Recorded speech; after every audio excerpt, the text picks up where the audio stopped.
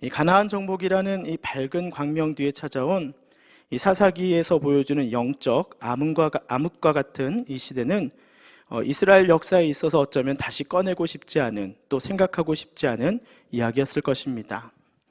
이 사사시대 이후에 이스라엘을 이끌었던 사무엘이나 사울, 다윗과 같은 걸출한 이스라엘을 이끌었던 이 영적 지도자들과 비교할 때도 이 사사시대에 활동하였던 이 하나님의 사람들은 어쩌면 매우 의심스러운 자질의 소유자들이었습니다.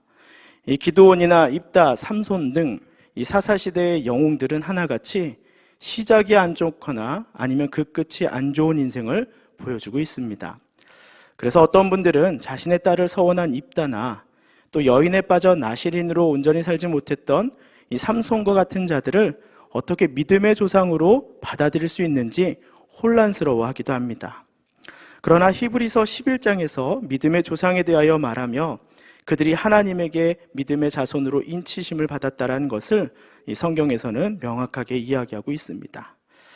그렇기 때문에 우리는 개인의 경험과 어떤 자신의 율법 기준에 견주어서 이 사사들에 대하여 부정적인 평가를 하는 것이 아니라 그들을 향한 하나님의 뜻과 마음이 무엇이었는지를 알아야 할 것입니다. 그것은 바로 왜 하나님이 그들을 사용하셨는가를 우리가 생각하는 것이겠죠. 이 사사시대를 대표하는 말이 있습니다. 그때 이스라엘에 왕이 없었으므로 이 사람이 각각 자기 소견에 옳은 대로 행하였더라라고 말합니다. 철저하게 이스라엘은 하나님이 안 계신 것처럼 살았고 자신들이 생각하는 것만이 진리인 양 살았던 시대가 바로 이 사사시대인 것입니다. 이 사사기에 그려진 이방인들의 모습이나 또 이스라엘 사람들의 모습이나 심지어 이스라엘을 대표하는 이 사사들마저도 모두 자기 소견에 옳은 대로 행하는 모습을 성경은 보여주고 있다는 것입니다. 이스라엘 공동체는 처음에 외부의 적으로부터 침략당하고 고통의 시간을 보내지만 점점 사사기의 후반부로 갈수록 그들은 이스라엘 자기 동족끼리 싸우는, 그리고 이스라엘 공동체가 서로에 대한 탐욕과 죄성을 드러내는 모습들을 보여주게 됩니다. 이처럼 사사기는 이스라엘의 개인부터 공동체까지 철저하게 무너져 버려서 오직 자기의 소신에 옳은 대로 사는 그 모습들을 보여주고 있는 것이죠. 그것이 사사기가 우리에게 보여주는 현실인 것입니다. 그렇기 때문에 사사기는 인간의 무능력과 죄성에 대한 하나님의 철저한 고발일 것입니다. 여러분, 진정한 겸손은 자신의 나약함을 철저하게 경험할 때부터 나옵니다. 이스라엘은 하나님의 철저한 고발 앞에 무너졌으며 그것을 통해 이스라엘은 다른 방면으로 하나님의 진정한 일하심과 은혜를 경험하게 됩니다. 이 사사기의 주인공은 그렇기 때문에 능력 있고 힘 있고 흠없는 이 장수들이 아니라 어딘지 모르게 부족하고 성경을 읽으면서도 저 사람이 좋은 사람이야 나쁜 사람이야 라는 그 생각을 갖게 하는 그 인물들이 드러나고 있는 것입니다. 그렇게 본다면 이 사사기의 이야기는 특별한 사람들의 이야기가 아니라 지극히 평범한 사람들의 이야기일 것입니다. 심지어 하나님의 부르심에 대해서 의심하였던 사람들의 이야기도 여기에 있습니다. 하나님은 그 모든 사람들을 주인공으로 세우시고 함께 일하시는 구원의 역사를 이 사사기에서 보여주고 있다는 것입니다. 이 난세의 의병이 나라를 살렸던 것처럼 사사기는 그렇게 하나님의 나라를 구한 평범한 하나님의 백성들과 그리고 그들과 함께 하신 하나님의 구원 이야기를 적은 것이 되겠습니다. 그리고 오늘 이 삼손이라는 사사를 키운 아주 평범한 사람들의 이야기가 그려지고 있습니다. 이 삼손의 부모인 마노아와 그의 아내입니다. 여인은 당시 아주 신분이 낮은, 그리고 또 무시받는 계급이었습니다. 그리고 또한 이 여인은 잉태하지 못하여 공동체와 가정 가운데서도 인정을 받지 못하던 여인이었어요. 그 여인에게 하나님의 천사가 찾아왔습니다. 마노아와 그 아내, 그리고 하나님이 만들어가는 이 이야기와 만남을 통해서 우리는 본문 가운데 일하시는 하나님의 일들을 볼 수가 있습니다. 첫째로 하나님은 연약한 자를 돌보신다는 것을 볼 수 있습니다. 아무 희망도 없고 기대도 없는 자, 가장 연약한 자였던 마노아의 아내를 찾아오신 하나님의 이야기는 이 하나님은 작은 자의 울음에도 귀를 기울이신다는 것을 보여줍니다. 이 엘리야에게 사르밧 과부를 찾아가서 그들을 위로하라 하셨던 그 하나님, 시대와 환경이 어떠하든지 연약한 자들을 잊지 않으시는 그 하나님의 성품을 보여줍니다. 이 한 신학자는 삼손의 이야기에서 진정한 영웅은 이 마노아의 아내다라고 말합니다. 그런데 그럼에도 성경은 철저하게 그녀의 이름을 가렸다라고 말을 합니다. 지극히 연약한 자를 찾아와 그와 동행하시는 그 하나님의 마음을 우리가 알 수 있는 것입니다. 둘째로 하나님은 우리의 기도를 듣고 계신다라는 것입니다. 오늘 본문에서 마지막까지 하나님의 예언을 믿지 못하고 그 약속을 주신 분이 누구인지를 모르는 사람은 마노아입니다. 그런 그가 8절에서 이렇게 이야기합니다. 마노아가 여호와께 기도하여 이르되 주여 구하옵나니 주께서 보내셨던 하나님의 사람을 우리에게 다시 오게 하사 우리가 그 낳은 아이에게 어떻게 행할지 우리에게 가르치게 하소서. 마노아는 이미 아내로부터 그 모든 것들을 들었고 그분이 하나님의 은혜로서 잉태하게 된다는 걸 알고 있음에도 불구하고 마노아는 어떻게 하는 거예요? 기도하였죠. 자기 눈으로 그것을 보고 싶었다라는 것이죠. 그는 자신의 생각과 기준에 확신을 갖고자 오늘 기도했다라고 말합니다. 이처럼 철저하게 그 의도가 담긴 기도에도 하나님 어떻게 하셨죠? 응답하셨다라는 것입니다. 이 기도원의 그 기도에 응답하신 하나님은 마노아의 기도에도 이렇게 응답하신 것을 보여줄 수 있겠습니다. 하나님은 우리의 기도에 응답하시는 분이시라는 걸 우리가 잊지 말아야 할 것입니다.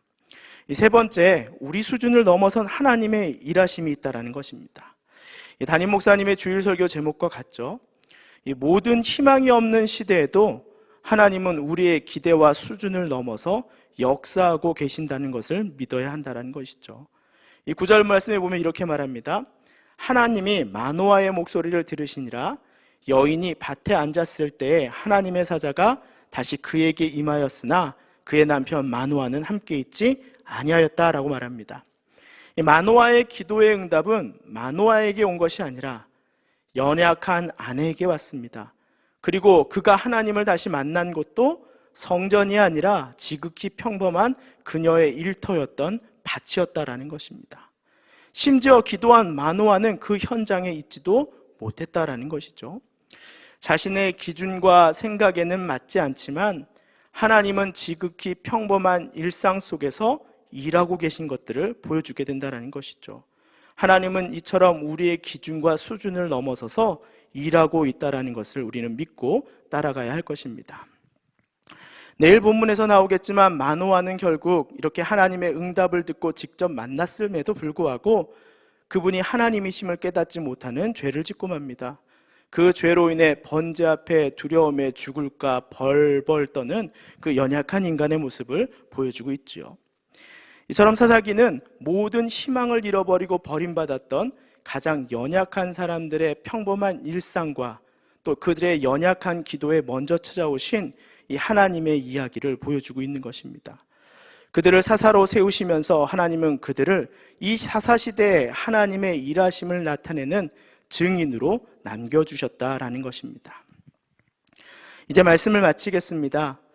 최근에 가장 잘 팔리는 책이 이 흑사병 시대를 살았던 사람들의 이야기를 담은 이 알베르 까뮈의 패스트라는 아주 오래된 책이라고 합니다. 이 화려하였던 도시는 한순간 흑사병이라는 질병에 죽음의 도시가 되어가고 죽음의 공포와 가족 상실의 아픔을 나타내는 그 책입니다.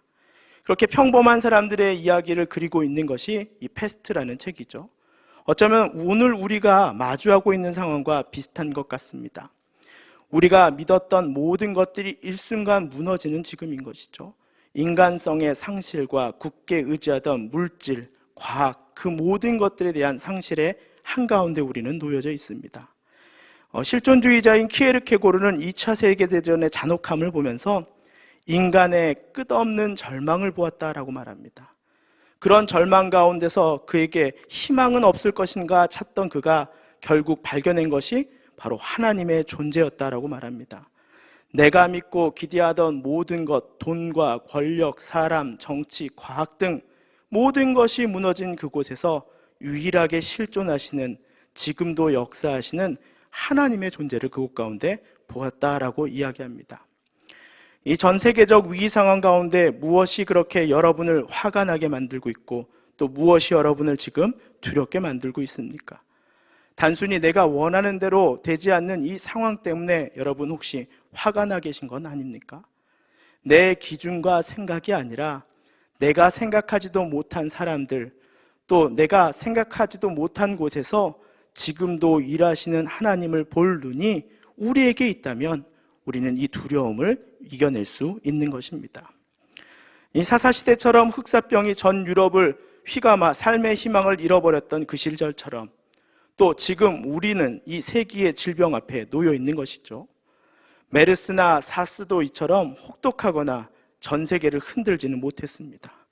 심지어 에볼라와 에이즈도 세계를 흔들지 못했습니다. 우리는 지금 100년에 한 번 올까 말까한 이 질병을 지금 이 시대에 우리가 마주하고 있다는 것입니다.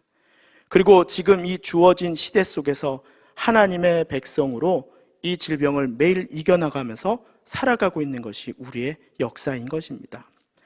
이 사사기의 시대처럼 지금은 혼란스럽고 지치고 답답하고 어렵습니다. 그럼에도 오늘도 일하시는 하나님의 일을 내 삶의 현장 속에서 경험하고 기억하며 이전과 전혀 다른 익숙하지 않은 이 지금을 살아가는 우리에게 주어진 책임을 온전히 지고 살아갈 때 우리가 이 땅 가운데 그리스도인으로 부르심을 받은 이유를 알 수 있을 것입니다. 하나님께서는 여러분이 지금 이 시대를 온전히 이겨나갈 수 있기 때문에 여러분을 그리스도인으로 지금 부르셨다라는 것을 잊지 마시기 바랍니다. 그렇게 하나님의 약속을 바라보고 순종하며 이겨나가는 동산의 멋진 성도분들이 되기를 축복합니다. 아멘.